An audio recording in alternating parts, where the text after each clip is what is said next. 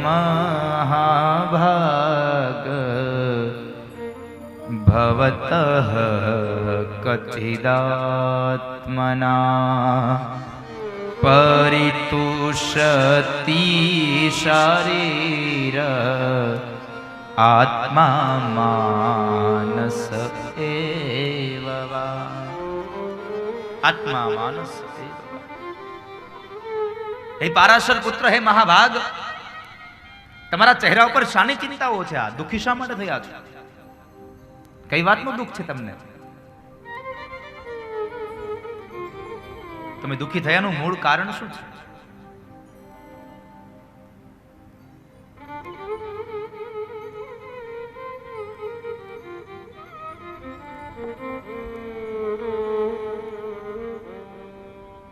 નારદ, મારા દુઃખનું મૂળ કારણ એ છે કે મેં આટલા આટલા પુરાણોની રચના કરી, વેદનો વિસ્તાર કર્યો, છતાં પણ મારા મનને કોઈ શાંતિની અનુભૂતિ ન થઈ. મારું મન શાંતિની અનુભૂતિ કરતું નથી. શા માટે? મારા મનને શાંતિ કેમ નહીં મળતી હોય?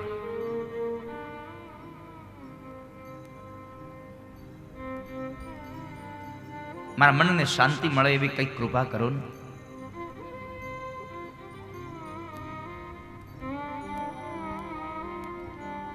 નારદજી બોલ્યા છે, વેદવ્યાસ, તમે જે અત્યાર સુધી લખ્યું ને એ માત્ર ને માત્ર જ્ઞાન લખ્યું છે. તમે તત્વજ્ઞાન લખ્યું, ગુઢ જ્ઞાન લખ્યું છે. એક કામ કરો, તમારા મનને જો શાંતિ અપાવી હોય ને તો હવે તમે ભાગવતને ભાખો. તમે ભાગવતની રચના કરો.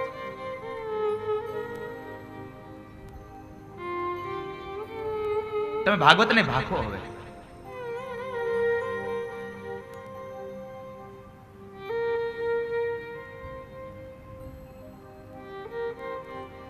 કારણ ઈશ્વરના જીવન ચરિત્રોની ગાથાઓ લખશો ને તો તમને એમાં આનંદ મળશે. આ દુનિયામાં હવે કળયુગ છે અને કળયુગની અંદર કોઈ માણસને વેદ નહીં પચે, તત્વજ્ઞાન નહીં પચે.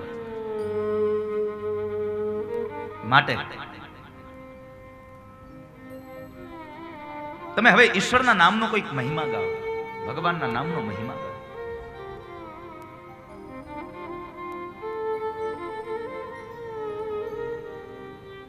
ભાગવતને ભાગવાની વાત કરી એટલે વેદવ્યાસજી મહારાજે પ્રશ્ન કર્યો છે, નારદજી, તમે ભાગવતને લખવાની વાત કરો છો બરાબર છે, પણ હું એકલો તો ભાગવત કેમ લખી શકું? મારા એકલાથી તો કેમ ભાગવત લખાય? કારણ કે મારાથી કાં તો બોલી શકાય અને કાં તો લખી શકાય. બે કામ હું એક સાથે ન કરી શકું. મને આ ભાગવતમાં કોઈક મદદ કરે એવું કહો. ભગવાન ગણપતિની પાસે જવાની વાત કરી. કઈ વાંધો નહીં, હું ગણપતિને વાત કરીશ.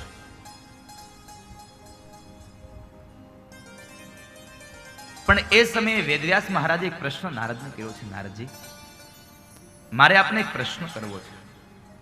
અરે વેદવ્યાસ, બોલો ને, શું પ્રશ્ન છે? નારદજી, મેં આટલા વેદનો વિસ્તાર કર્યો, આટલા પુરાણોની રચના કરી, આટલા ગ્રંથોની રચના કરી, છતાં પણ હું ભગવાનનો પ્રિય કેમ નહીં બન્યો હોય? તમે ભગવાનના પ્રિય બની ગયા, દેવર્ષિ નારદનું બિરુદ મળ્યું. આની પાછળનું મૂળ કારણ શું? આની પાછળનું મૂળ કારણ શું? નારદ કહે છે, અરે વેદવ્યાસ, હું દેવર્ષિ નારદ બન્યો ને એનું મૂળ કારણ મારા જ્ઞાજન્મની કથા છે, મારા પૂર્વજન્મની કથા છે. નારદજી, મને બતાવો ને તમારા પૂર્વજન્મની કથા. શું છે એવું કે તમે આ વખતે દેવર્ષિ નારદ બન્યા? તમે નારદ બન્યા એનું મૂળ કારણ શું છે? સાંભળો વેદવ્યાસ, જ્ઞાજન્મની અંદર હું એક દાસી પુત્ર હતો. અને જોજો, તમે પણ યાદ રાખજો કે આ જન્મે કરેલું કર્મ કદાચ આ જન્મે પુણ્ય ન આપી દે ને તો મૂંઝાવું નહીં. આવતા જન્મે આપણને ઉપયોગી થાય. અને આપણે ક્યારેક ક્યારેક બોલીએ છીએ ને, ભાઈ અમે તો શું કર્યું, આ તો કોઈ ક્યાં ભવના આપણા પુણ્ય હોય કોને ખબર. આ વખતે કામ આવ્યા.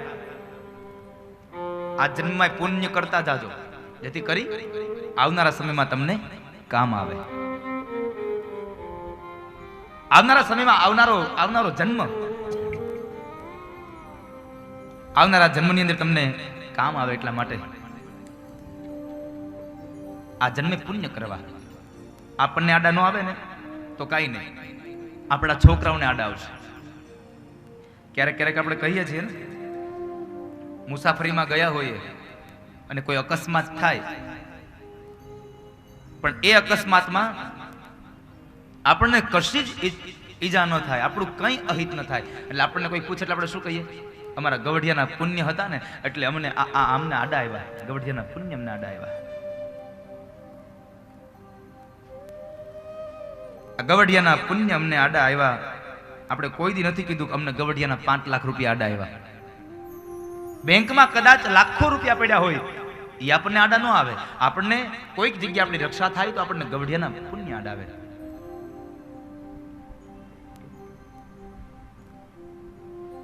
માટે પુણ્ય કરજો, આપણને તો કામ આવશે જ, આપણા સંતાનોને પણ કામ આવશે. માટે સત્કર્મની પુણ્યની પ્રાપ્તિ કરાવજો બાપ. પુણ્યનું ભાથું બાંધજો. સાંભળો વેદવ્યાસ, ગયા જન્મની અંદર હું દાસી પુત્ર હતો. મારી માં બ્રાહ્મણના ઘરે કામ કરવા જાય, બ્રાહ્મણના ઘરનું કામ કરે અને હું પણ સાથે જ હતો. એટલે મારી માં કામ કરે અને હું મારી માને થોડું ઘણું કામ કરાવવા લાગતો. અને સાથે જ્યારે બ્રાહ્મણો કોઈ સત્સંગ કરતા હોય તો એ બ્રાહ્મણોના સત્સંગની અંદર જઈને બેસતો ને હું સત્સંગ સાંભળતો. સત્સંગનો કેટલો પ્રભાવ પડે, કેટલો મહિમા છે આ દુનિયામાં સત્સંગનો.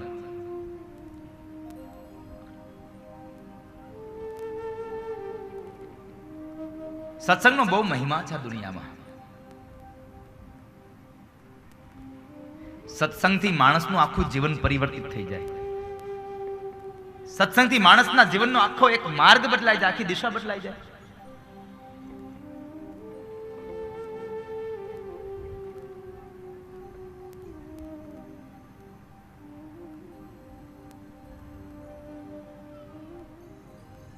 આખી દિશા, એની આખી દિશાનો આમ ચહેરો ફરી જાય સાહેબ.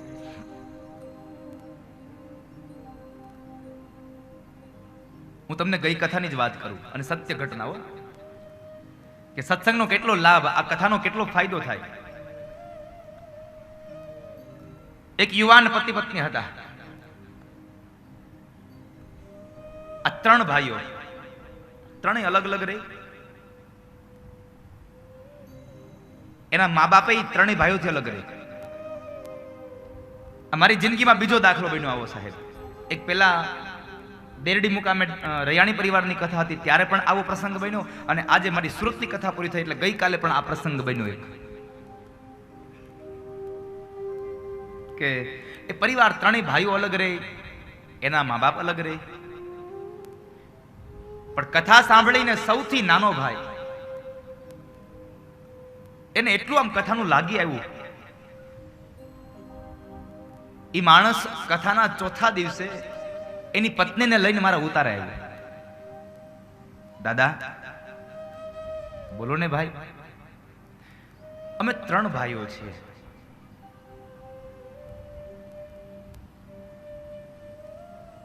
એમાં હું સૌથી વધારે કમાઉં છું, સૌથી નાનો છું, પણ મને ભગવાને ખૂબ સંપદા આપી છે. મારે કામ ખૂબ સારું થાય છે. હું મહિને સરસ મજાનું કમાઈ લઉં છું. તો મેં કીધું તો પછી શું વાંધો છે, તું કમાઈ લે છો તો મને બીજો કાંઈ વાંધો નથી. પણ એ માણસ એમ કહે છે કે દાદા મારા 2 મોટા ભાઈઓ છે ને એની પરિસ્થિતિ બહુ ખરાબ છે. મારા મોટા ભાઈ છે એને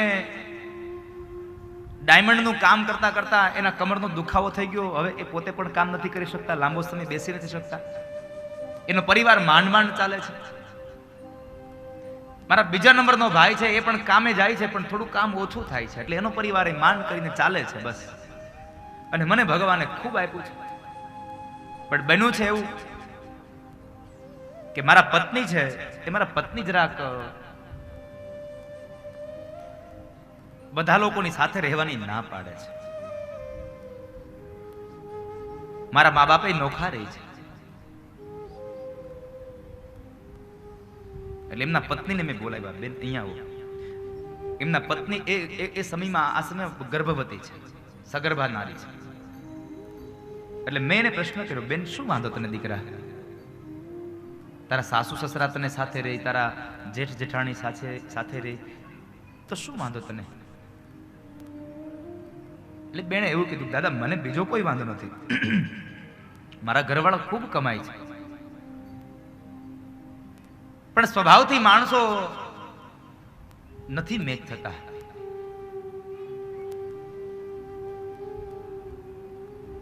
એટલા માટે સાથે રહેવું નથી પોસાયું. કારણ હું ગમે તેટલા કામ કરું, ગમે તેવું કરું, છતાં પણ મારી કોઈ કિંમત નહીં, મારી કિંમત સાવ ફૂટી કોડી નહીં. ઘરમાં કોઈ મારું માન નહીં, કોઈ મારું સન્માન નહીં. કઈ વાંધો નહીં. મેં એક વાક્ય એટલું કહ્યું કે બેન તારા અત્યાર સુધી કોઈ કિંમત નહોતી, તારા પરિવારમાં કદાચ તારા સભ્યો તારી કિંમત ન કરે, કઈ વાંધો નહીં, પણ તું આજે એક કામ એવું કર કે તારા સાસુ સસરાને તારી સાથે રાખવા માંડ, તારી ભેગા કરી દે. પણ દાદા સાસુમાનો સ્વભાવ જરાક પેલો છે ને, એટલે વાત વાતમાં રોકટોક કર્યા કરે, વાત વાતમાં બોલ્યા કરે. કઈ વાંધો નહીં, સાસુમાં છે બોલે. સાસુમાના જેટલા શબ્દો અંદર ઉતારવા જેવા હોય ને ત્યારે એક કાન બંધ રાખવો, બાકી જ્યારે ઉતારવા જેવા ન હોય તો બે કાન ખુલ્લા રાખવા. અને અત્યારની બધી યુવાન બહેનોને કહું છું કે સાસુમાં કદાચ મોટી ઉંમરના હોય તો કદાચ એ આગળના સમયના છે, એ આપણા સમયને ન સમજી શકે, તો એ બોલે ને તો સાંભળી લેવું, આ કાનથી આ કાન કાઢી નાખવું. સાસુની સામે કોઈ દી ન બોલવું. સાસુ સામે ન બોલવાનો બહુ મોટો ફાયદો છે. સમાજ તમારી બહુ મોટી કિંમત કરશે. તમારી સાસુ તમારી કિંમત ન કરે તો કઈ નહીં, સમાજ તમારી મોટી કિંમત કરશે.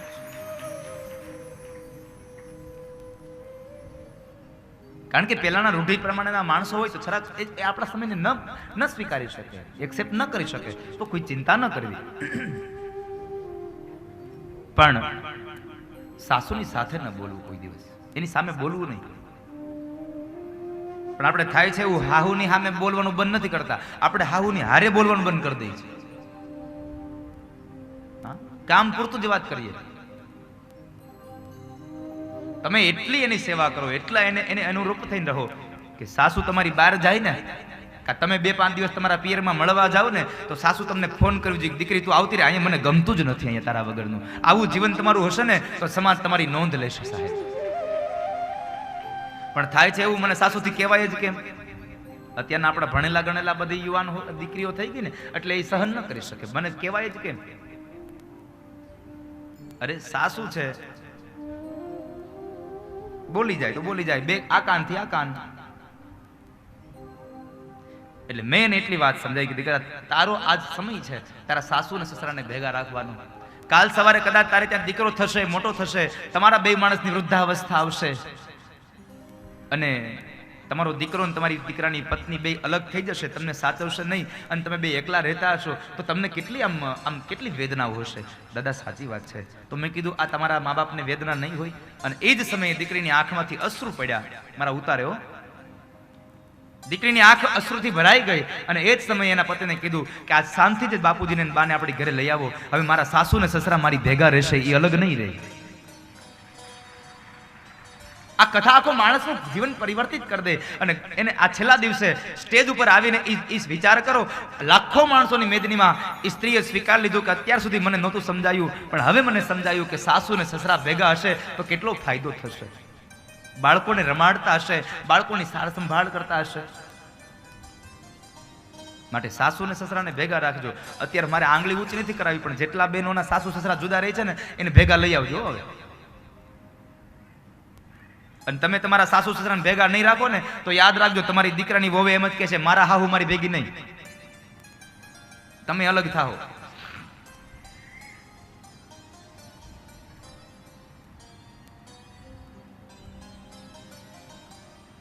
પુણ્યના પ્રતાપે કોઈ માણસની કોઈ આ સત્સંગનો મહિમા છે. અને હું સત્સંગમાં જતો હતો, પછી તો વેદવ્યાસ એક વખતના સમયે ચાતુર્માસ આવ્યો અને ચાતુર્માસની અંદર અનેક સંતો બ્રાહ્મણના ઘરે આવે છે. મારી માં બ્રાહ્મણોની રસોઈ, એ ઋષિ એ સાધુઓની એ સંતોની રસોઈ બનાવે, મારી માં એને ભોજન કરાવે, પીરસી દે અને હું એ સંતો જમી લઈને પછીની પતરાવાળી લઈ અને હું મૂકી આવતો.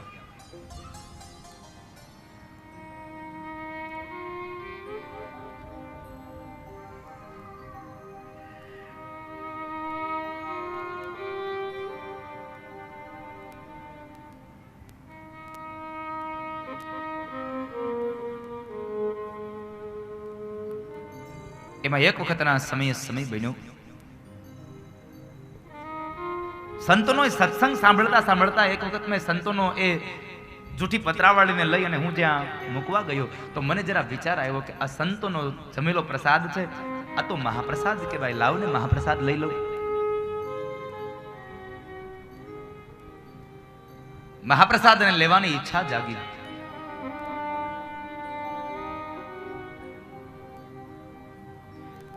એક કવન હાથમાં લઈ અને હોઠ સુધી લઈ ગયો, પણ ફરી પાછો વિચાર આવ્યો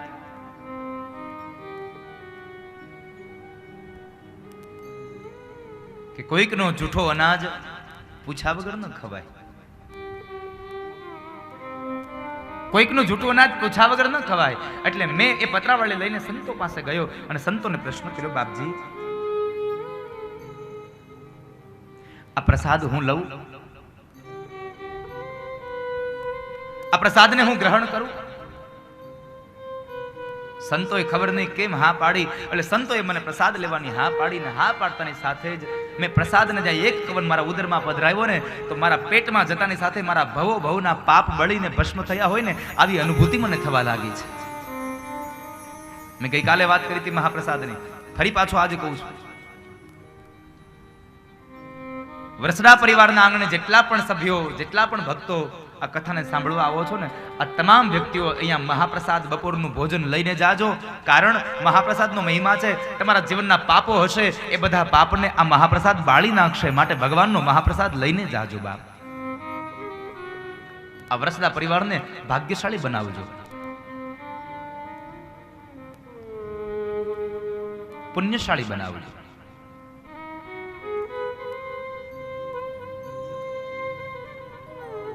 મહાપ્રસાદ લઈને મારા ભવના પાપ બળી ગયા. ધીમે ધીમે સમય વ્યતીત થયો અને એમાં બરાબર ચાતુર્માસનો સમય સંપન્ન થયો અને જ્યાં સંતો વિદાય લે છે તો મેં સંતોને કહ્યું, પ્રભુ મહારાજ મને સાથે લેતા જાવ ને. અરે બાળક, ભગવાન પ્રત્યેની આટલી નિષ્ઠા જોઈ, આટલો પ્રેમ જોઈ અને અમે ખૂબ આનંદ પામ્યા તારા પ્રત્યે, અમને આનંદ થયો. પણ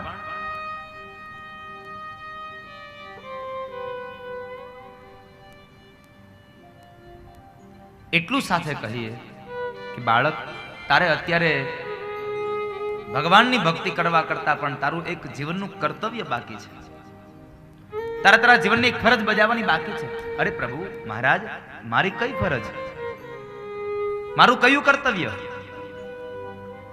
બાળક, તારી માં હજી જીવે છે અને તારી માની સેવા કરવી એ તારું ફરજ છે, તારું કર્તવ્ય છે.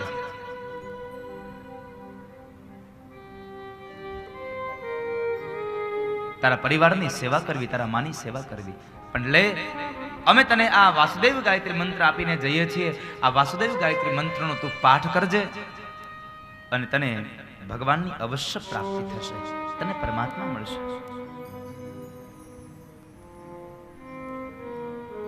જ્યારે તારી માં મૃત્યુ પામે ત્યારે તું અમારી સાથે આવતો રહેજે. આટલું કહીને સંતો નીકળી ગયા છે. સંતોએ વિદાય લીધી.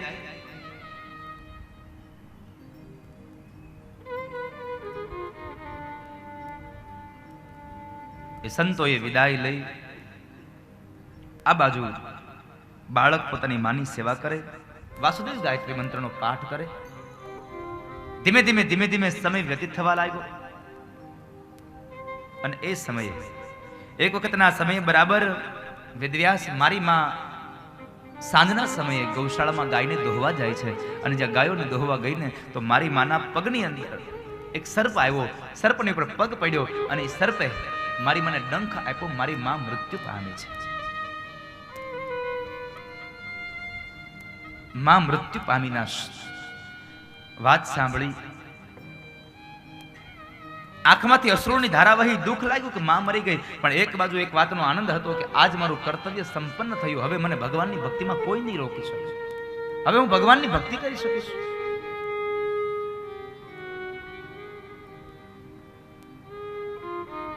માની ઉત્તર ક્રિયાઓ કરાવી, માનું ક્રિયાકર્મ કરાવી અને અંતે હું હવે ઘરને છોડી અને તીર્થક્ષેત્રમાં જંગલમાં જઈ અને મેં ભગવાનનું આરાધન કર્યું, ભગવાનનું આરાધન કર્યું, જપ કર્યા, તપ કર્યા, અને એને લઈ ભગવાને મને હૃદયસ્થ દર્શન આપ્યા. પણ થોડીક વાર થઈ તો એ રૂપ અંતર ધ્યાન થયું, હું આકુળ વ્યાકુળ થયો, રડવા લાગ્યો. એટલે આકાશવાણી થઈ કે બાળક તું રડે છે, પણ તને આ વખતે મેં હૃદયસ્થ દર્શન આપ્યા, પણ હવે પછીનો જન્મ થશે ને ત્યારે તને મારા સદેહે દર્શન થશે. એટલે પછી તો બસ એક જ ઈચ્છા જાગી, ક્યારે મરવું ને ક્યારે મળવું, ક્યારે મરવું ને ક્યારે મળવું. એક જ માત્ર ઈચ્છા જાગે છે.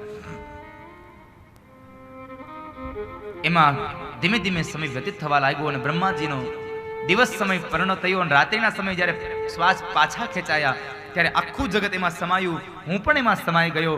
અને વળી પાછા સમયાંતરે બ્રહ્માજીએ જ્યારે આ જગતનું નિર્માણ કરે છે ત્યારે બ્રહ્માના માનસ પુત્ર તરીકે હું પ્રગટ થયો, જન્મ પામ્યો.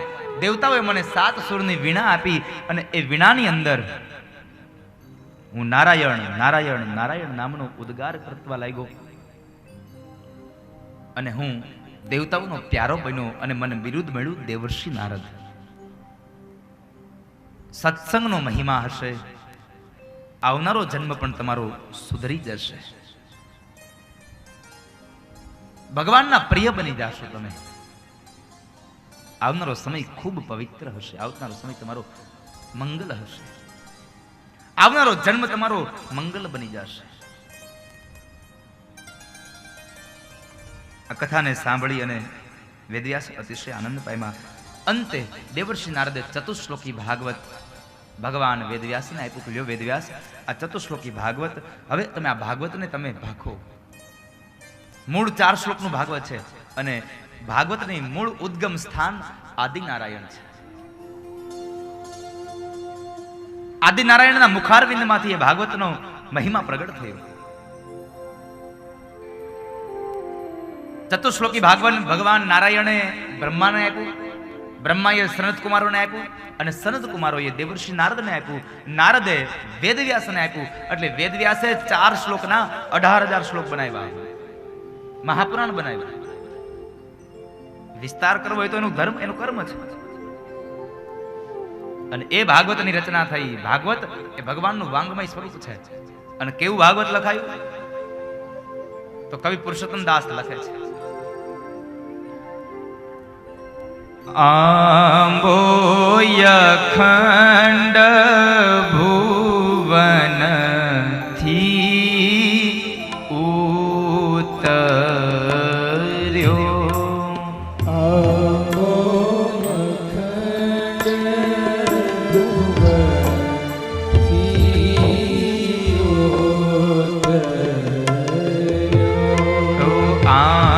આંબોય ખંડ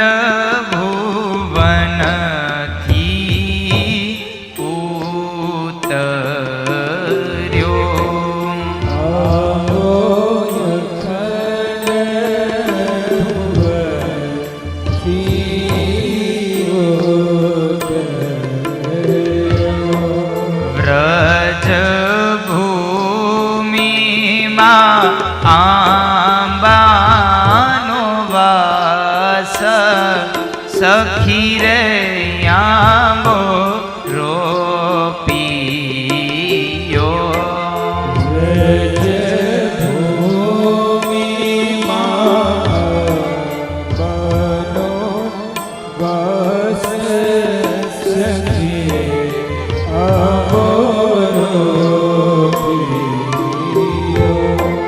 આંબે વસુદેવ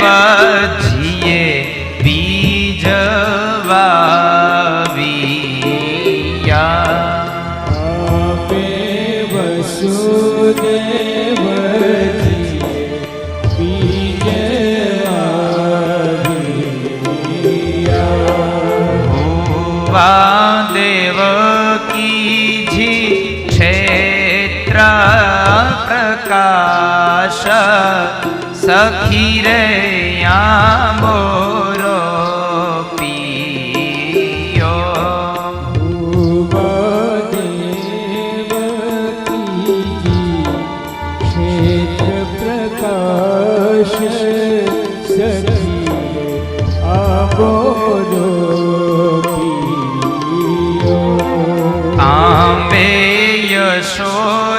યશોદાજીએ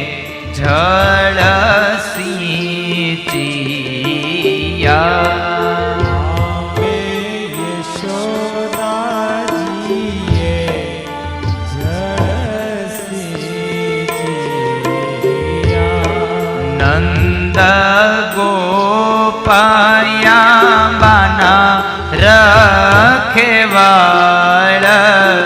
સખી રે મોરો પિયો.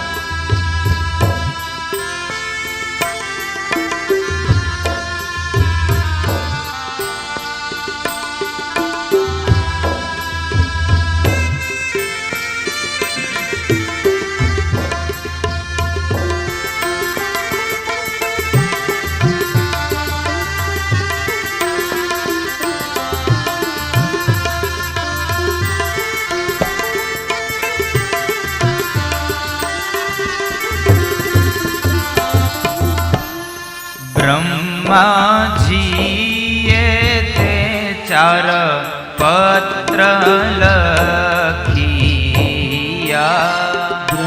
બ્રહ્માજીએ તે ચાર પત્ર લખિયા.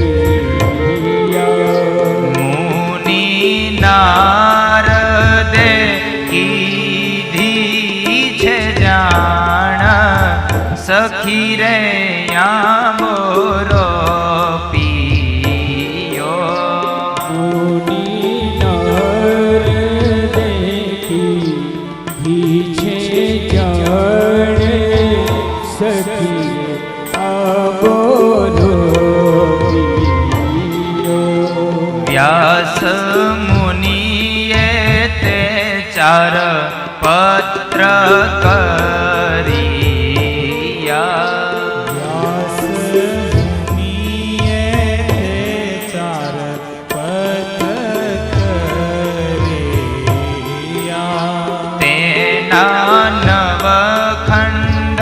નવખંડમાં છે નામ સખી રે મોરો પિયો. નવખંડમાં છે નામ સખી રે મોરો પિયો. પ્રહલાદે અનુભવ્યો.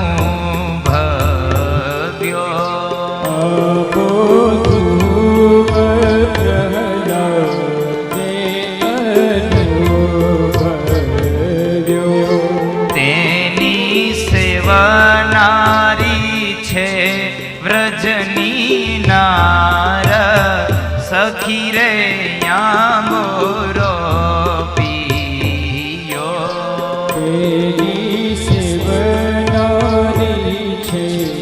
રજની નારે સખી આપોલો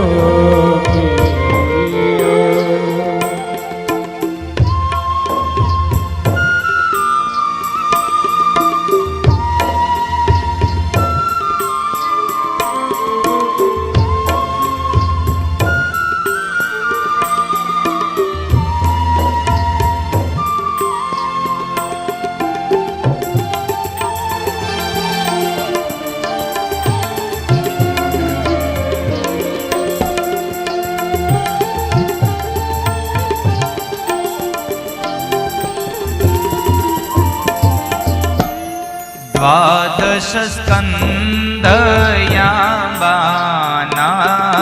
થડઠયા.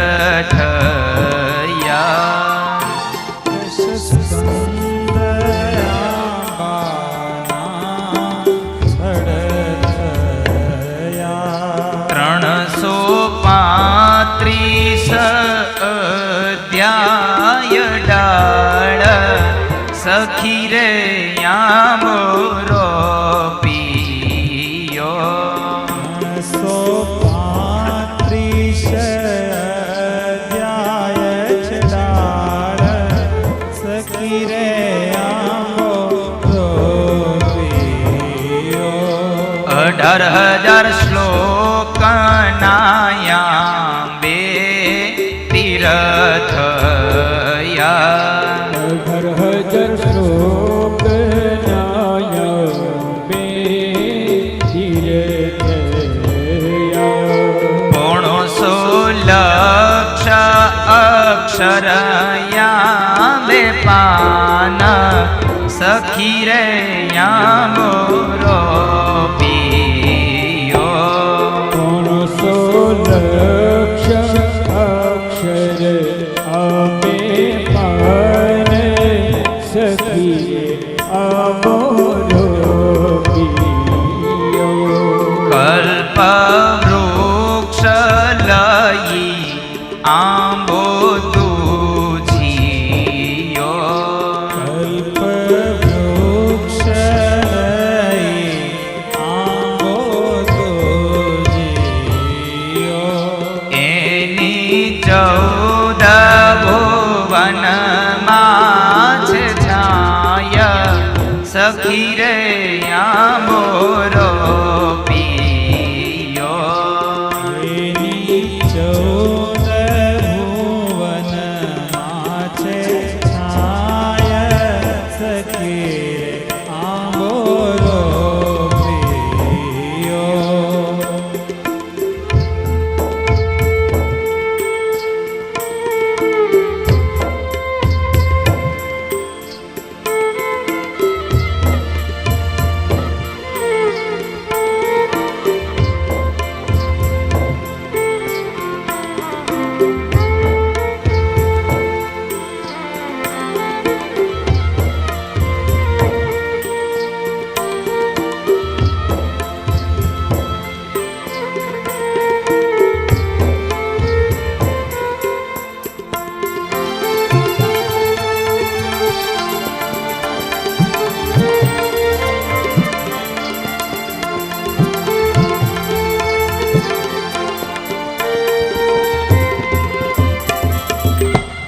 અવતરણ 43 ના આંબે ઝુમખા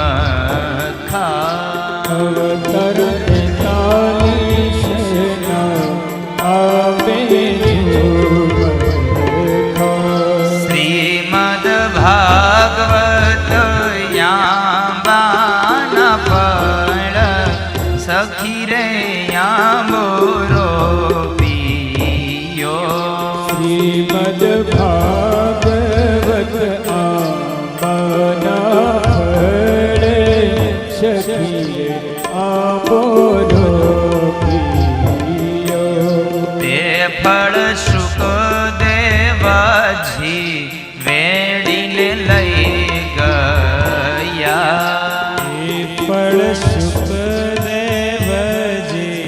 વેડીને લઈ ગયા પરીક્ષિત બેઠા છે ગંગાને તીર સખી રે યામોરો પિયો પરીક્ષિત બેઠા છે ગંગા તીર સખી રે આંબોરો પિયો તેરસ રેડ્યો પરીક્ષિતના શ્રવણમાં તેરસ રેડ્યો પરીક્ષિતના શ્રવણમાં કર્યો અનુગ્રહ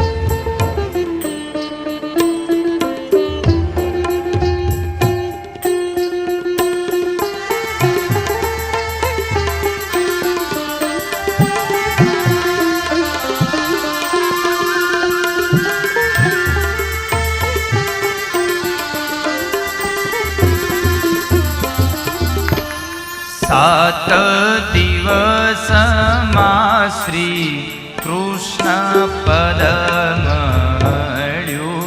7 દિવસમાં શ્રી કૃષ્ણ પદ મળ્યો. જય શ્રી પુરુષોત્તમ વિરામ સખી રે આંબોરો પિયો. જય શ્રી પુરુષોત્તમ અવિરામ સખી રે આંબોરો પ્રિયો. આંબો ગાય શીખે ને સાંભળે. આંબો ગાય શીખે ને સાંભળે. તેનો પ્રભુ ચરણ કમલમાં વાસ સખી રે આંબો રોપિયો. એનો પ્રભુ ચરણ કમલમાં વાસે સખીએ આંબો રોપ્યો. આંબો યખંડ ભુવનથી ઉતર્યો.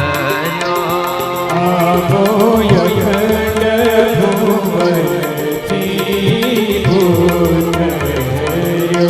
વ્રજ ભૂમિ માયા વાસ સખી રે આંબો રોપિયો. વ્રજભૂમિમાં આંબાનો વાસ સખીએ આંબો રોપ્યો. આંબો રોપિયો. આંબો રોપ્યો. આંબો રોપિયો. આંબો રોપ્યો. વ્રજ ભૂમિમાં આંબાનો વાસ સખી રે આંબો રોપિયો. વ્રજ ભૂમિમાં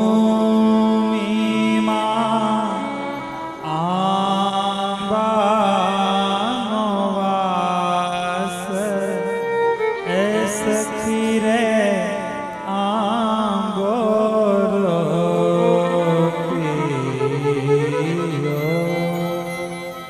વ્રજભૂમિમાં આંબાનો વાસ છે.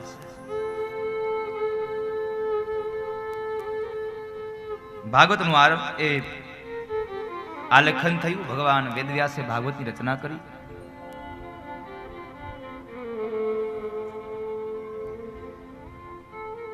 ભાગવતમાં એવું લખ્યું છે કે ભગવાન ભાગવતકારે ભાગવતને લખી અને વેદવ્યાસે પોતાની કલમ ભાગવતની ગોદમાં પધરાવી છે. શા માટે? તો કહે છે કે મેં અત્યાર સુધી જેટલા ગ્રંથો લખ્યા એને ગ્રંથની અંદર મને જો કોઈ શાંતિ અપાવી હોય તો એ માત્ર ભાગવતે અપાવી છે. અને આજ ભાગવત લખ્યા પછી હવે બીજો કોઈ ગ્રંથ લખું અને કદાચ કોઈ અશાંતિની ઉદ્ભવ થાય મને, તમારે શાંતિ મેળવવા ક્યાં જવું? એટલા માટે ભગવાન ભાગવતના ચરણોમાં પોતાની કલમને પધરાવી દીધી છે. પોતાની કલમ ભગવાન ભાગવતની ગોદમાં પધરાવી. પણ હવે એક ચિંતા વ્યાપી. મેં ભાગવત લખી તો નાખ્યું, વાંચશે કોણ? આ કોણ વાંચશે ભાગવતને? આનો વાંચનારો સાચો અધિકારી જે મારો દીકરો સુખદેવ હતો એ તો ચાલ્યો ગયો, જતો રહ્યો છે.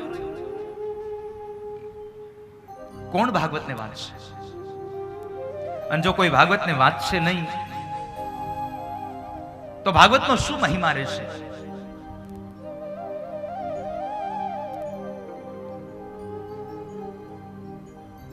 કોઈક તો વાંચનારો જોઈએ, કોઈક તો આ ગ્રંથને કોઈકને સંભળાવનારો જોઈએ. તમે દુકાનોમાંથી સારા સારા પુસ્તકો લઈ આવો અને ઘરના માળિયામાં અથવા તો શોકેશમાં મૂકી દો, શું કામના સાહેબ? જ્યાં સુધી ગ્રંથને વંચાય નહીં ને ત્યાં સુધી ગ્રંથની કોઈ કિંમત ન થાય. કદાચ ગમે તેટલો મોટો ગ્રંથ હોય, ઘરમાં પડ્યું રહેવાથી કાંઈ નહીં થાય. ગ્રંથને તમારા ઘરમાં ન પડ્યા રહેવા દેશો, પણ તમે ગ્રંથમાં પડ્યા રહેજો સાહેબ, તો તમારો ઉદ્ધાર થશે. તમે ગ્રંથમાં પડ્યા રહેજો.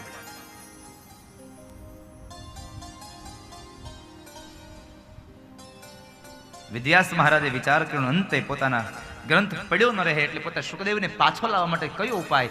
એકમાત્ર ઉપાય છે, ભાગવતના શ્લોકો જો અધૂરા ગાવામાં આવે ને ક્યાંક, તો કદાચ આ શ્લોકનો અધૂરો ગાન એ કદાચ શુકદેવ સાંભળે અને શુકદેવને થઈ જાય તો કદાચ પાછા આવે. એટલે પોતાના આશ્રમના જે શિષ્યો છે એ બાળકોને ભગવાન વેદવ્યાસજી મહારાજે શ્રીમદ ભાગવતના 10મા સ્કંદના વેણુ ગીતના શ્લોકો ભણાવ્યા છે. 10મા સ્કંદના વેણુ ગીતના શ્લોકો ભણાવ્યા.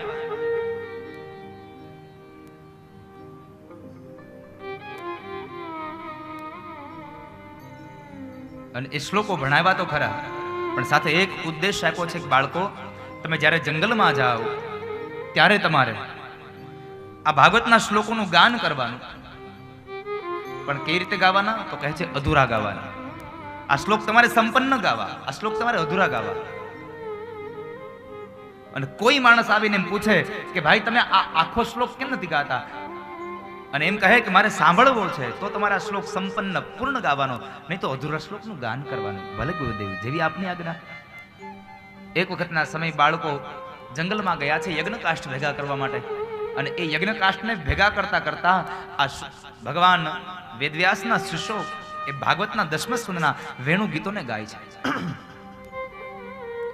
શું એ ભાગવતના 10મા સ્કંદના વેણુ ગીતો છે? બરહાપીડમ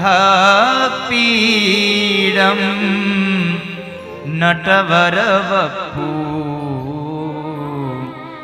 કર્ણયો કર્ણિકારમ બિભ્રદવાસ કનક કપીશમ વૈજયંતિંચમાલા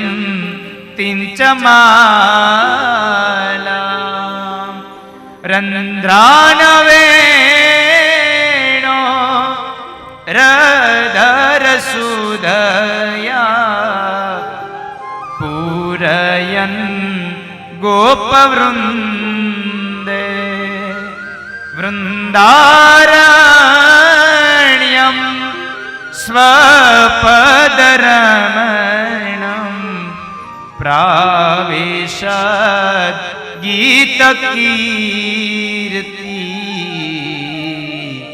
પ્રાવિશદ ગીતકીર્તિ.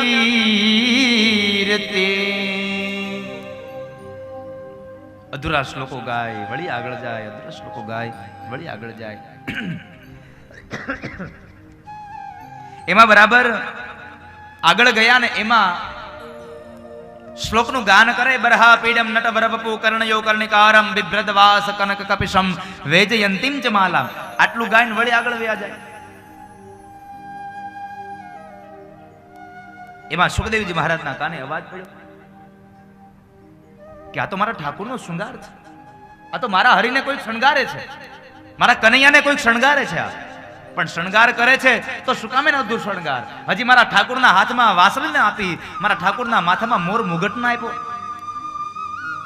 જ્યાં સુધી ભગવાનને હાથમાં બંસરી ન મળે, માથામાં મોર મુગટ ન મળે, ત્યાં સુધી કનૈયો અધૂરો છે સાહેબ. કૃષ્ણના કપાળમાં એ કૃષ્ણના લલાટમાં મોર મુગટ શોભે, અને મોર મુગટ એ કૃષ્ણની ઓળખાણ છે. તમે જુઓ, કોઈ પણ ગમે તેવો આર્ટિસ્ટ હોય, ગમે તેવો પેઇન્ટર હોય, ગમે તેવા ભગવાનનું રૂપ બનાવે, પણ માથામાં મુગટમાં એક મોર મુગટ મૂકે ને એટલે શું થઈ જાય? આ કૃષ્ણ છે. માથામાં મોર મુગટ મૂકે એટલે કૃષ્ણ છે.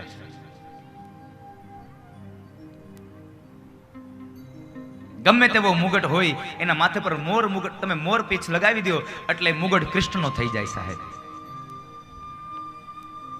અરે મોર મુગટ, આખું મુગટ આપવાની વાત તો બહુ દૂર છે. અહીંયા માત્ર એક ખાલી હું મોરપીછ રાખું ને, આમ મોરપીછ, તો પછી મારે તમને કહેવું ન પડે અહીંયા કૃષ્ણ છે, અહીંયા મોગુડ છે, અહીંયા તેની આંખો છે, અહીંયા એના નાક છે.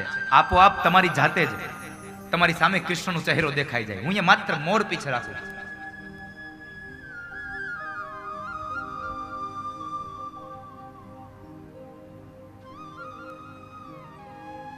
એક પંક્તિ કહેવાનો બહુ ઈચ્છા છે અને સમજવા દેવી છે કે કોઈ પણ જગ્યાએ તમે મોરપીછને જુઓ ને, કોઈ જગ્યાએ મોરપીછ પડ્યું હોય તો આવું ન માની લેશો કે અહીંયા ક્યાંક મોરલાવો છે. કોઈ જગ્યાએ મોરપીછને જોઈ અને માની ન લેશો કે અહીંયા ક્યાંક મોરલાવો છે. બની શકે કૃષ્ણ પણ આજુબાજુમાં હોય સાહેબ, કૃષ્ણ માથા પરથી પણ પડ્યું હોય, આજુબાજુમાં કૃષ્ણ પણ હોઈ શકે. મોરપીછને જોઈ અને ન માનશો કે અહીંયા મોરલાઓ છે, કદાચ આસપાસમાં કૃષ્ણ પણ હોઈ શકે છે. એના માથામાંથી પણ એ મોરપીછ પડ્યું હોય. મારા ઠાકોરને હજી મોરપીછ કેમ ના આપ્યું? મારા ઠાકોરને હાથમાં વાંસળી ના આપી? જે દિશામાંથી અવાજ આવે એ દિશામાં સુખદેવજી મહારાજ દોડ્યા છે, ચાલતા થયા.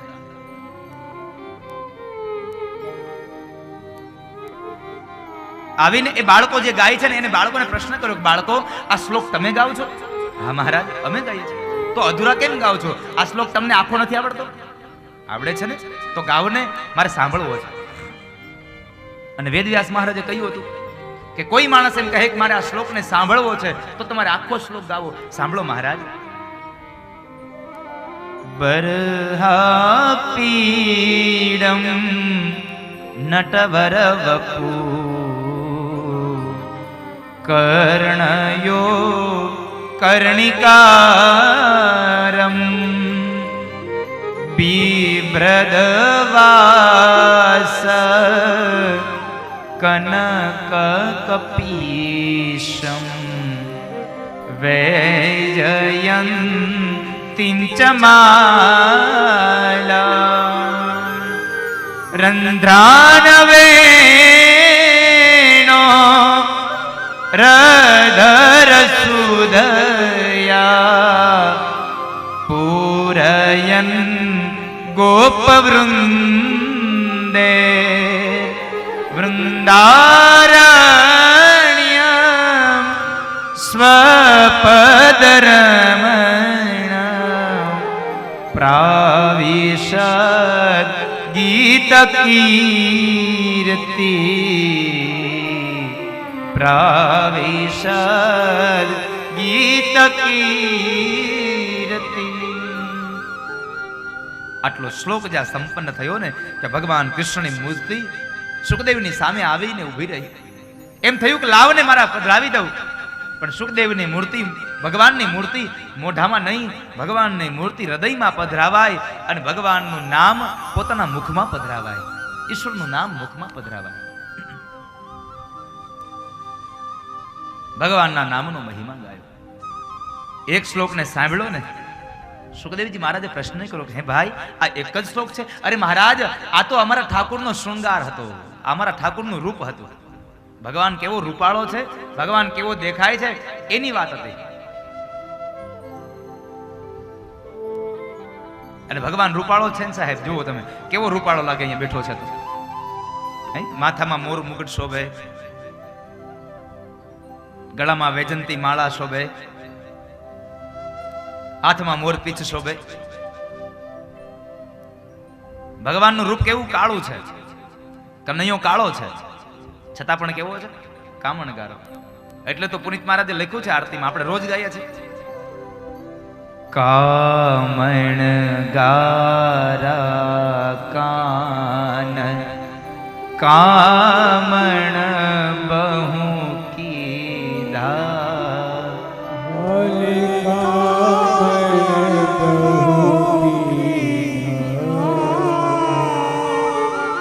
માખણ ચોરી મોહન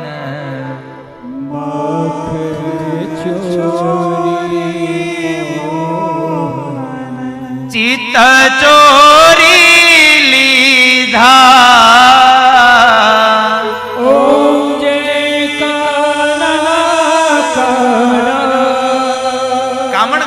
ભગવાન સાહેબ માખણ ચોરે પણ હારે ચિત્તને પણ ચોરી લે છે સાહેબ. કૃષ્ણ કાળો છે પણ કામણગારો છે, બહુ નિરાળો છે, બહુ રૂપાળો છે સાહેબ, અત્યંત ગમે એવો છે. મહારાજ આ તો અમારા ઠાકુરનો શણગાર હતો, અમારા ઠાકુરનું રૂપ હતું. હવે અમારા ઠાકુરનું સ્વરૂપ તમને બતાવીએ. માણસ રૂપમાં સારો હોય છે પણ સ્વરૂપમાં સ્વભાવમાં ક્યારેક સારો નથી હોતો. ભગવાનને પ્રાર્થના કરજો, ભગવાન થોડુંક રૂપ ઓછું આપો ને એનો વાંધો નથી, પણ સ્વભાવ સારો આપજો, સ્વરૂપ સારું આપજો. ધોળા તો ગધેડાઈ હોય છે, એને કોઈ દી કોઈ ઘરમાં ન બાંધે. એટલે ભગવાન આપણને રૂપ ધોળું આપી દે એનાથી મતલબ નથી, પણ રૂપની હારે સ્વરૂપ સારું હોવું જોઈએ. માણસનું સ્વરૂપ સારું હોવું જોઈએ, માણસનો સ્વભાવ સારો હોવો જોઈએ. અને સ્વભાવથી જ પૂજાય છે માણસ, સ્વભાવથી જ માણસ પૂજાય છે. અને ભગવાન કેટલો સ્વભાવનો સારો છે તો શ્રીમદ ભાગવતનો 10મો સ્કંદ કહે છે. ભાગવતનો 10મો સ્કંદનો એક શ્લોક ભગવાન વાદરાયને લખ્યો છે. અહો બકીયમ સ્તનકાલકૂટમ જિઘામ સયાપાયયદપ્યસાધ્વી લેભે ગતિન્ધ્યા ત્રુચિતામ તતોન્ય કંવા દયાલુ શરણમ વ્રજેન. મહારાજ અમારો ઠાકુર તો બહુ નિરાળો છે. રૂપમાં જેટલો હારો છે ને એટલો સ્વરૂપનો હારો છે. કેટલો સારો તો કહે છે કે યશોદાએ દૂધ પીવડાવીને મોટો કર્યો, અને જે યશોદાએ દૂધ પીવડાવીને મોટો કર્યો ને યશોદાને જેવી મુક્તિ આપી ને એવી જ મુક્તિ માસી પૂતનાને આપી. ઝેર પાયું ને એને પણ મુક્તિ આપે. વિચાર કરો, દૂધ પીવડાવે એને પણ મોક્ષ આપે અને ઝેર પીવડાવે એને પણ મોક્ષ આપે. આટલો દયાળુ છે. એટલે ભગવાન એમ કહે છે કે તમારું જે સારું બોલે ને એને પણ તમારી નજીક લાવો, અને જે તમારું ખરાબ બોલે ને એને પણ તમારી નજીક લાવો. કોઈનો ક્યારેય વિરોધ ન કરો સાહેબ દુનિયામાં. ભગવાન એમ કહે છે કોઈનો વિરોધ ન કરો, બધાની સાથે સમભાવ રાખો, સમદ્રષ્ટિ રાખો. ઈશ્વર પ્રત્યે ભગવાન એમ કહે છે કે દૂધ આપે ને એને પણ પ્રેમ કરવો, અને ઝેર આપે ને એને પણ પ્રેમ કરવો. કારણ એક ના એક દિવસે ઝેર આપનારો પણ ક્યારેક તમને પ્રેમ આપનારો થઈ જશે. માટે તમે સૌને પ્રેમ આપો. ભાઈઓ આ બે જ શ્લોક છે. અરે મહારાજ આ તો માત્ર હજી અમારો શોરૂમ છે, અમારું ગોડાઉન તો અમારા આશ્રમમાં છે. આવા કેટલા શ્લોક છે મહારાજ? આવા તો 18,000 શ્લોક છે. એમ તમે ક્યાંથી ભણ્યા? અમારા ગુરુદેવ પાસેથી. તમારા ગુરુદેવ કોણ છે? અમારા ગુરુદેવ મહર્ષિ વેદવ્યાસ છે. જ્યાં વેદવ્યાસની વાત સાંભળીને તો સુખદેવ તન્મય બનીને નાચ્યા છે. આ તો મારા બાપની સંપદા, અને જો મારા બાપની સંપદા હોય તો એનો સાચો અધિકારી હું છું. બાળકો મને તમારા ગુરુદેવ પાસે લઈ જાઓ. સંધ્યાના કાળે ગુરુદેવ પાસે આવ્યા છે. વેદવ્યાસ મહારાજ સાથે મિલન થયું. વેદવ્યાસ મહારાજની આંખમાં અશ્રુની ધારા થઈ. શું કામે ને? સુખદેવને જોઈને દીકરો પાછો આવ્યો એટલે ના, ભાગવતનો અધિકારી પાછો આવ્યો એટલા માટે. ભાગવતનો સાચો અધિકારી પાછો આવ્યો એટલા માટે એટલો આનંદ મળ્યો કે માણસને આંખમાંથી અશ્રુની ધારા વહી ગઈ. અશ્રુની ધારાઓ વહે છે. અને એ સમયે સુખદેવજી મહારાજ કહે છે, પિતાશ્રી બાપની સંપદાનો અધિકારીનો દીકરો હોય ને? હા સુખદેવ, કેમ નહીં? તો સમજો પિતાશ્રી, તમારી સંપદાનો અધિકારી હું છું, તો મારે તમારી સંપદામાં બીજું કઈ ન જોઈએ, પણ મારે તમારી સંપદામાંથી માત્ર ને માત્ર તમારું ભાગવત મને જોઈએ છે. મને ભાગવત ભણાવો, મારે ભાગવત ભણવું છે. અને સુખદેવજી મહારાજે ભાગવત ભણવાની જિજ્ઞાસા બતાવી. એટલે પરીક્ષિત મહારાજે એને 18,000 શ્લોકનો મર્મ સમજાવ્યો. 18,000 શ્લોકનું ભાગવત એને ભણાવ્યું છે. રૂવાડે રૂવાડે ભાગવતનો મર્મ ભર્યો છે, અને લોહીના એક એક કણમાં ભાગવતનો રસ ભર્યો છે. અને અંતમાં કીધું કે સુખદેવ, આ ગ્રંથ વહેંચવાનો નથી, આ ગ્રંથને વહેંચવાનો છે, આ ગ્રંથ વેચવાનો નહીં. આનો પ્રસાર અને પ્રસાર કરજો. ભલે પિતાશ્રી. સુખદેવજી મહારાજ હવે ભાગવતને સંભળાવવા માટે નીકળે. લખનારાએ લખી નાખ્યું, વાંચનારો તૈયાર થયો, હવે સાંભળનારો તૈયાર થાય. સાંભળનારો કોણ? તો ભાગવતનો પરમ શ્રોતા એટલે પરીક્ષિત મહારાજ. પરીક્ષિત મહારાજ એ ભાગવતનો પરમ શ્રોતા છે. હવે પરીક્ષિત એટલે કોણ? તો કહે છે પાંડવોના દીકરા. પાંડવોનો પુત્ર પાંડવનો પૌત્ર થયો. પાંડવો તો કહે મહાભારતની કથા. ભાગવતનો ગ્રંથ બહુ અટપટો છો. તમે જોજો ભાગવત આપણને થોડીક એમ આમ સહેલી લાગે છે, બાકી ભાગવત જેવો અઘરો ગ્રંથ કે નથી. મહાપુરુષો એમ કહે છે, આ દુનિયામાં કોઈ વિદ્વાન માણસ હોય અને એ કેટલો વિદ્વાન છે એની તમારે જો કસોટી કરવી હોય ને તો એના હાથમાં ભાગવતનો ગ્રંથ આપી દો એટલે ખબર પડી જાય કે આ કેટલો વિદ્વાન બીડો છે, આ કેટલો વિદ્વાન છે, ખબર પડી જાય. વિદ્વતામ ભાગવતમ શ્રેષ્ઠ. ભાગવતને જાણનારો એ શ્રેષ્ઠ વિદ્વાન છે. ભાગવતને જાણનારો પરમ શ્રેષ્ઠ ભાગવતકાર છે. થોડીક વાર મહાભારતમાં લઈ જાય, થોડીક વાર શિવ કથામાં, થોડીક વાર વામન કથામાં, થોડીક વાર મને તમને રામાયણમાં, થોડીક વાર કોઈકની કોઈ ભૃગુ કચ્છમાં, કેટલી કેટલી જગ્યાએ યાત્રા કરાવે. પણ આપણે વારંવાર સાંભળી છે ને એટલે ગમે છે આ ભાગવત. તો આવો એ પરીક્ષિતના જન્મની કથા માટે મારે તમારે થોડી વાર માટે મહાભારતમાં જવું પડે. મહાભારત એ તો પંચમ વેદ છે. તો આવો થોડી વાર માટે મહાભારતમાં પ્રવેશ કરીએ અને ભગવાન વાદરાયણે મહાભારતમાં પ્રવેશ કરાવ્યો છે.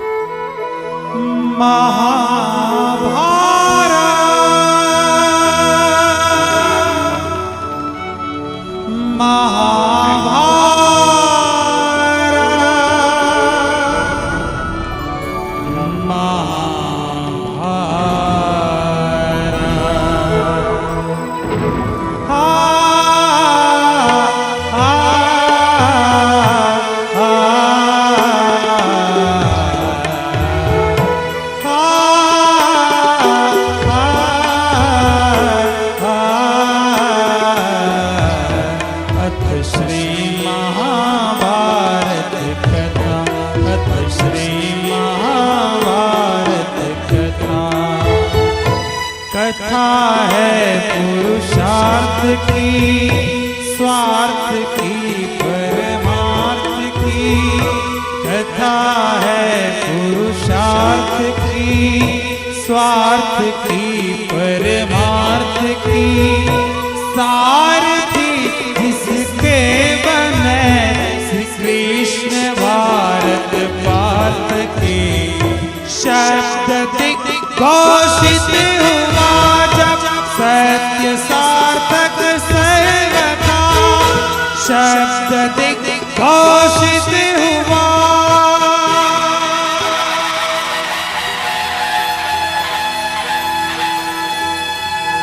यदा यदा हि धर्मस्य ग्लानिर्भवति भारत अभ्युत्थानमधर्मस्य तदात्मानं सृजाम्यहम्. परित्राणाय साधूनां विनाशाय च दुष्कृतां. धर्म संस्थापनार्थाय संभवामि युगे युगे.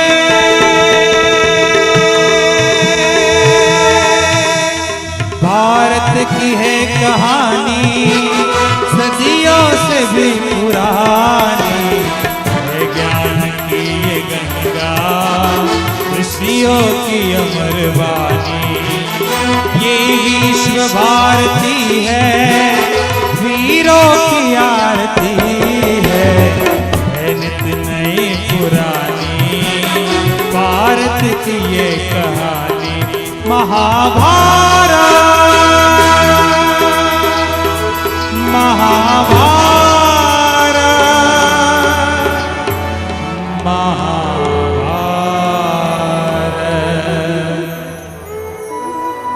वचन दिया सोचा नहीं, होगा क्या परिणाम. सोच समझ कर कीजिए जीवन में हर काम. कह रही श्वास से धीरज धरना सीख, मांगे मिले मोती ना, मांगे मिले ना भीख, सीख हम बीते युगों से नए युग का करे स्वागत, करे स्वागत, करे स्वागत, करे स्वागत। अथ श्री महाभारत कथा।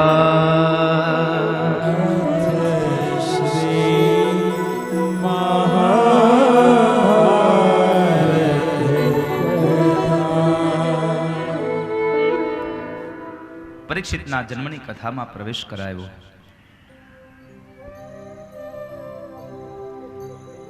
પરીક્ષિતના જન્મની પૂર્વની એક કથા છે કે કૌરવો અને પાંડવો જ્યારે યુદ્ધ કરે છે, એ યુદ્ધની અંદર કૌરવ પક્ષમાં હાનિ થઈ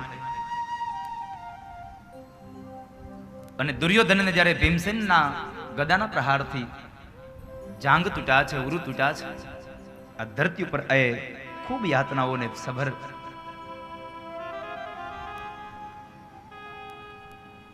યાતનાઓને સહન કરી રહેલો એ દુર્યોધન પડ્યો છે આ ધરતી ઉપર. અને એ સમય બરાબર અશ્વત્થામા ત્યાં પ્રવેશ કરે. અશ્વત્થામા આવીને કહે છે કે મિત્ર, તારા મનને હવે શાંતિ આપ.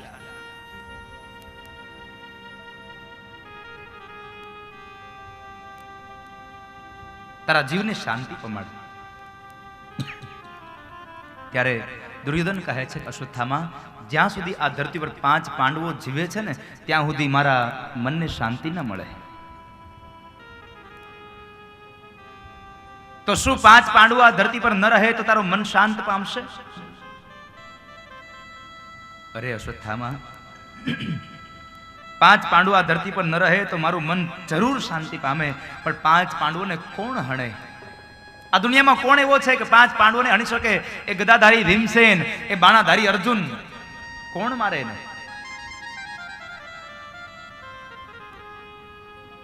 અને એ સમયે અશ્વત્થામા પ્રતિજ્ઞાબદ્ધ બન્યા છે કે દુર્યોધન, તો સાંભળી લે, આવતીકાલ સવારનો સૂર્યોદય 5 પાંડવો હવે નહીં જોઈ શકે.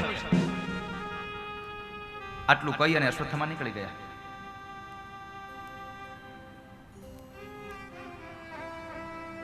રાત્રિનો સમય છે. ભોજન કરી પરવારીને 5 પાંડવો પોતાના ઓરડાની અંદર જ્યાં સુવા જાય છે, અને એ સમયે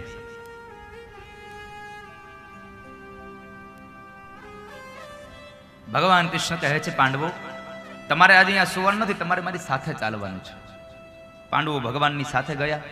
ભગવાને પાંડવોના દીકરા દ્રૌપદીના 5 દીકરાઓને પણ કહ્યું કે તમે પણ ચાલો, પણ દ્રૌપદીના 5 દીકરા ન ગયા, અને જે જગ્યાએ પાંડવો સુવાના હતા એ જગ્યાએ 5 દીકરાઓ સુઈ ગયા છે. જોજો, ભગવાનનું કહ્યું ન કરે એનું શું દશા હોય છે. એટલે તો આપણા બધા મહાપુરુષો કહે છે કે ઘરના વડીલનું તમે કયું કરો, વડીલો જેમ કહે છે તેમ કરો, તમારું જીવન શ્રેષ્ઠ હશે. અહીંયા કૃષ્ણએ દ્રૌપદીના 5 દીકરાઓને કહ્યું કે તમે મારી સાથે ચાલો. ન ગયા. પાંડવો ગયા, દ્રૌપદીના દીકરાઓ ન ગયા. જે જગ્યાએ પાંડવો સુવાના હતા ત્યાં સુઈ ગયા.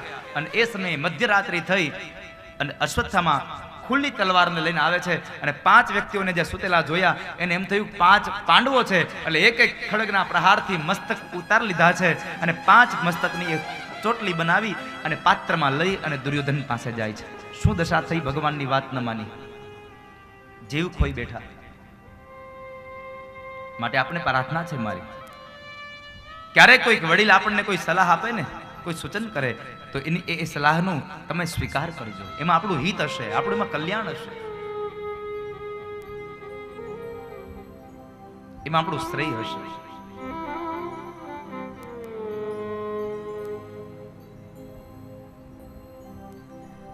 રાત્રિના સમયે 5 પાંડવો એ દીકરાઓની ચોટલીઓનો એક બનાવી ચોટલો અને પાત્રમાં લઈને મધ્યરાત્રિએ દુર્યોધન પાસે જાય છે. કહે છે, લે દુર્યોધન, હવે તારા જીવને શાંતિ આપી દેજે. 5 પાંડવો આ ધરતી પર નથી રહ્યા. અશ્વત્થામા, શું બોલો છો તમે? 5 પાંડવો આ ધરતી પર નથી રહ્યા? આ વાતમાં મને ભરોસો ન આવે. અરે તને ભરોસો ન આવે એટલા માટે તો હું ભરોસો દેવડાવવા માટે 5 પાંડવોના મસ્તકો ભેગા લઈને આવ્યો છું. લે જોઈ લે, આ 5 પાંડવોના મસ્તકો છે. પાત્રની નજીક લાવ્યા, જ્યાં કપડું બીચ ઉછાળે, ધરતી ઉપર પડેલો એ દુર્યોધન પોતાના જમણા હાથથી 5 ખોપડીઓને દબાવે છે. 5 ખોપડીઓને દબાવી એટલે 5 ખોપડીઓની અંદર પોતાના આંગળાઓ ખૂંચી ગયા અને ભરોસા સાથે દુર્યોધન બોલ્યો છે કે અશ્વત્થામા, તમારી કોઈક ભૂલ થઈ છે. આ પાંડવોની ખોપડીઓ નથી. કારણ જે ખોપડીઓમાં મારા આંગળા ખૂંચી જાય ને એ ખોપડીઓ પાંડવોની ન હોઈ શકે. ભીમસેન અને અર્જુનની ખોપડી આટલી બધી નરમ ન હોઈ શકે. જ્યાં અંજવાળું મગાવે, જ્યાં ફાનસ મગાવે છે, જુએ છે, ઓહો, આ તો 5 પાંડવોને બદલે 5 દ્રૌપદીના દીકરાઓ છે. 5 દ્રૌપદીના દીકરાઓ છે. અશ્વત્થામાની આંખ એ દુર્યોધનની આંખમાંથી અશ્રુની ધારા વહી ગઈ. આંખમાંથી અશ્રુની ધાર વહે છે. દુર્યોધન બોલ્યા છે, અશ્વત્થામા, શું કર્યું તમે? આ અમારા મર્યા પછી અમારો કોઈ વંશ ન રહેવા દીધો તમે? અમારો વંશ ન રહ્યો.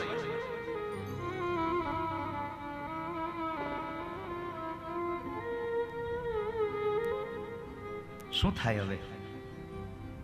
ઉતાવળમાં ને ઉતાવળમાં બધું થઈ ગયું. અહીંયા એક મહાભારત સંદેશો આપે છે કે જિંદગીમાં કોઈ દિવસ કોઈ કામ ઉતાવળ ન કરો.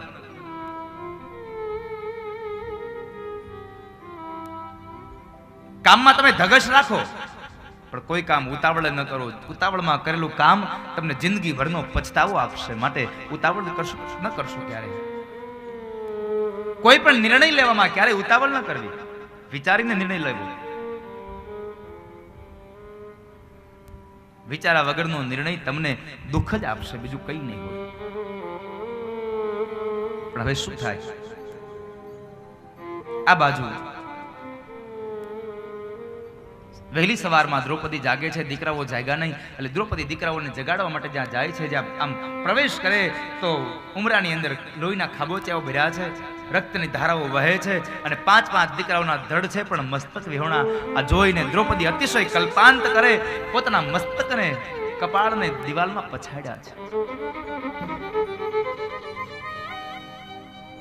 અતિશય કલ્પાંત કરે છે. અને એ સમયે માં કુંતા આવે છે. માં કુંતાએ પણ આ દ્રશ્યને જોયું. એ પણ ખૂબ રડે છે અને ભગવાન કૃષ્ણ 5 પાંડવોને લઈ અને નીકળ્યા છે. આવે છે, જાવીને જોવે તો આ તમામ દ્રશ્યને જોઈ અને ભીમસેન પોતાની હથેળી મસળાઈને અર્જુન કહે છે, પાંચાલી, આ કોણે કર્યું?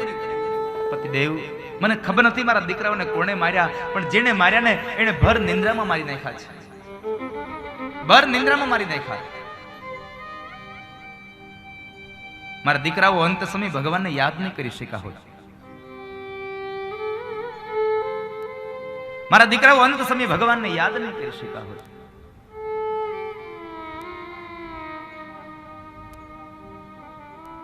અને એ સમયે અર્જુન પ્રતિજ્ઞાબદ્ધ બન્યા છે. પાંચાલી, તારા દીકરાના હત્યારાને પકડીને લાવી એનું મસ્તક ઉતારી ન લઉં ત્યાં સુધી મેં તારા અશ્રુ લૂછા ન કહેવાય. ત્યાં સુધી મેં તારા આંસુડા ન લૂછા કહેવાય.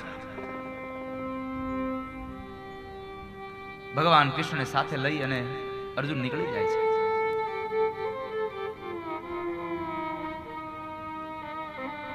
માર્ગની અંદર અર્જુને પ્રશ્ન કર્યો,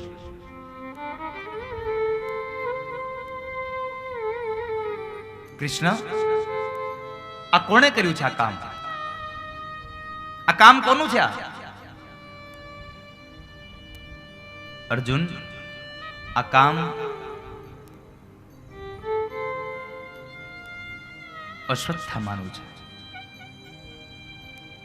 ચાલો, કૃષ્ણ મારે અશ્વત્થામાને પકડવા છે. અશ્વત્થામાને પકડવા માટે જાય છે રથ. આગળનો રથ અશ્વત્થામાનો, પાછળનો રથ એ અર્જુનનો જાય છે. અને એ સમયે અર્જુન, અશ્વત્થામાને ખબર પડી કે હવે મને અર્જુન મારી નાખશે, એટલે રથ લઈને દોડે છે. પાછળના રથમાંથી એકમાત્ર બાણ તીરસંધાન કરીને મારે અશ્વત્થામાના રથને તોડે છે. અશ્વત્થામા નીચે ઉતરી અને દોડવા લાગે છે. નીચે ઉતરીને દોડે છે.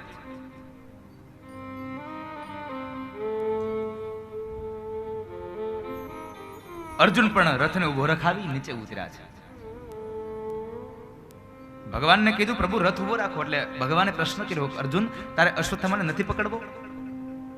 પકડવો છે પ્રભુ, પણ મારા દુશ્મન પાસે રથ નથી, એટલે મારાથી રથમાં બેસીને યુદ્ધ ન કરાય. તમે જુઓ, આ સમય હતો એક. મારા યુદ્ધનો ધર્મ તૂટે છે. મારાથી યુદ્ધની અંદર મારા દુશ્મન પાસે રથ ન હોય તો મારે રથમાં ન બેસાય. એક સમય એવો હતો કે યુદ્ધમાં ધર્મ હતો.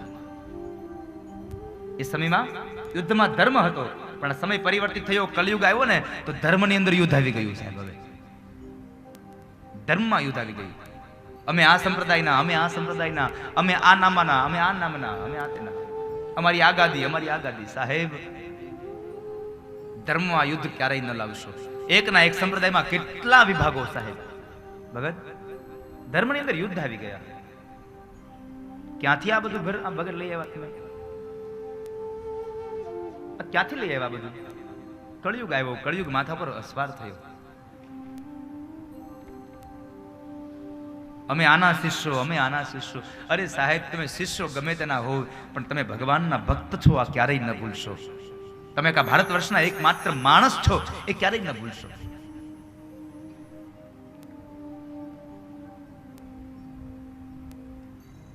અર્જુન પાછળ દોડતા જાય છે. અશ્વત્થામાએ બ્રહ્માસ્ત્ર ચડાવ્યું. બ્રહ્માસ્ત્રથી અર્જુન આખા શરીરમાં બળિત્રા ઉપડી છે, આખા શરીરમાં અગ્નિ ઉપડ્યો. એટલે કૃષ્ણ પાસે આવીને કહે છે, કૃષ્ણ કૃષ્ણ મહાબાહો ભક્તા નામ અભયમ કર. હે ભક્તોને અભય કરનારા, હે કૃષ્ણ, મને બચાવો, મને કોઈ બાળે છે. મને કોણ બાળે છે? ભગવાન કહે છે, અર્જુન, ચિંતા ન કરીશ. આ તો અશ્વત્થામાનું બ્રહ્માસ્ત્ર તને બાળે છે. બ્રહ્માસ્ત્રને પાછું વાળ લે. બ્રહ્માસ્ત્રને પાછું વાળ્યું. અશ્વત્થામાને કેદ કરી અને દોરડા બધે બાંધી અને દ્રૌપદી પાસે લઈ જાય છે. લે પાંચાલી, આ તારા દીકરાઓનો હત્યારો. ધરતી સામે નજર રાખીને બેઠેલી એ દ્રૌપદી જા ઉપર નજર કરે તો અશ્વત્થામા ઊભા થઈ અને બે હાથ અશ્વત્થામાને જોડ્યા છે. તમે આ કોને પકડી આવ્યા છો? તારા દીકરાનો હત્યારો છે આ. પ્રણામ કરીને કહે છે, આને છોડી દો. અરે પણ તારા દીકરાનો હત્યારો છે, આને છોડી દઉં? અને ત્યારે દ્રૌપદી બોલ્યા છે કે મુસ્તતામ મુસ્તતામ મેષ બ્રાહ્મણો નિતરામ ગુરુ. તમે આને છોડી દો. આ બ્રાહ્મણ છે અને ગુરુ પુત્ર છે, એટલે આને તમારાથી મરાય નહીં. આને છોડી દો. બ્રાહ્મણની હત્યા કોઈ દી ન કરવી. બ્રહ્મ હત્યાના અધિકારી ન બનશો. બ્રાહ્મણ તો સદૈવને માટે પૂજનીય છે. બ્રાહ્મણો નિતરામ ગુરુ. બ્રાહ્મણ તો આપણા ગુરુ સમાન હોય છે, માટે એને છોડી દો. તમે ગુરુની હત્યા ન કરવી ક્યારે. બ્રહ્મ હત્યાના અધિકારી બનશો. અર્જુન ભગવાન કૃષ્ણને પ્રશ્ન કરે છે, પ્રભુ શું કરું? આને મારું કે જવા દઉં? આને મરાય? ભગવાન કૃષ્ણ કેટલો અટપટો તમે જોજો. હવે કનૈયા જેવો અટપટો કોઈ દેવ જ નથી સાહેબ. કારણ કે આટી મારી ઉભો, આમ આટી વાળો દેવ છે. અને દુનિયામાં આખા જગતને આટીએ ચડાવી દે. પોતે પાછો બિંદાસ ફરતો હોય. એનું આ એક મોટું ઉદાહરણ જુઓ. અર્જુને પ્રશ્ન કર્યો, પ્રભુ આને મરાય? ભગવાન કહે છે નો મરાય. તો હું શું કરું? ભગવાન કહે છે તો મરાય. હવે આને આને કોણ પહોંચે? એક બાજુ કૃષ્ણ એમ કહે છે કે આને નો મરાય, અને એક બાજુ કહે છે કે આને મરાય. મરાય નો મરાય? અર્જુન કહે છે પ્રભુ કાંઈક સરખો જવાબ આપો ને, મરાય ન મરાય શું કરવામાં? ભગવાન કહે છે સાંભળ અર્જુન, બ્રાહ્મણ છે, બ્રાહ્મણને કોઈ દિવસ મરાય નહીં, બ્રાહ્મણનું ક્યારેય હત્યા ન કરાય. તો પ્રભુ મારી પ્રતિજ્ઞા, તો કે તો મરાય. કેમ? તો કહે છે યાદતાઈ હોય ને એને મારવામાં પાપ નથી. દુનિયાને દુખી કરનારો માણસ ગમે તે જ્ઞાતિનો હોય એને મરાય, એમાં પાપ નથી. દુનિયાનું અહિત કરનારો માણસ કોઈ પણ હોય એને મરાય, એમાં પાપ નથી. યાદતાઈ એને મારવામાં કોઈ જાતનું પાપ નથી. પણ એક કામ કર, આ બ્રાહ્મણ છે એટલે આને માર નહીં તો કાંઈ નહીં, પણ આનું અપમાન કરીને છોડી મૂકે એટલે મેરા સમાન જીવન જીવશે. કપાળમાં રહેલો મણી મસ્તકના વાળ સહિત ઉતારી લીધો. નિસ્તેજ બનેલો અશ્વત્થામાં જાય છે, પણ અગ્નિ હજી અપમાનનો અગ્નિ બાળે છે. અને આ દુનિયામાં સાહેબ શસ્ત્રનો ઘા વાગે ને એ રૂજાઈ જાય છે. તમે એને મારી ન નાખો તો કઈ નહીં, પણ એનું અપમાન કરો ને એટલે માણસ જીવે ખરો, પણ મર્યા સમાન જીવન જીવે. માટે દુનિયામાં કોઈ દિવસ કોઈનું અપમાન ન કરવું. શબ્દમાં ઘા ક્યારેય ન રૂજાય. એટલે તો આપણી કહેવત છે કે જીભમાં વાગે ને એ મટી જાય, જીભમાં વાગે એ મટી જાય, પણ જીભથી વાગે ને એ કોઈ દી ન મટે. માટે જીભથી કોઈને વાગી ન જાય આની કાળજી રાખજો. કોઈ દિવસ કોઈને ખરાબ શબ્દ ન કહો, કોઈને માન ન આપો તો કાંઈ નહીં, પણ જિંદગીમાં કોઈ દિવસ કોઈને અપમાન ન આપશો. શા માટે કોઈનું અપમાન કરીએ આપણે? આપણું અપમાન થાય તો આપણી શું દશા હોય છે? માટે ક્યારેય કોઈનું અપમાન ન કરશો. સૌ કોઈને માન આપશો, સૌ કોઈને મર્યાદા આપશો. હવે છોડી દો. અને એને અપમાનિત કરીને અશ્વત્થામાને છોડ્યા છે. અશ્વત્થામા ગયા છે, પણ હજી ઈર્ષાનો, હજી અપમાનનો અગ્નિ બળે છે, એટલે કંઈક તો કરશે. ભગવાને એ દ્રૌપદીના પાંડવોના 5 દીકરાઓને અગ્નિ સંસ્કાર દેવડાવી અને ભગવાન દ્વારિકા જવા માટે તૈયાર થાય છે. રથ તૈયાર થયો અને ભગવાન રથના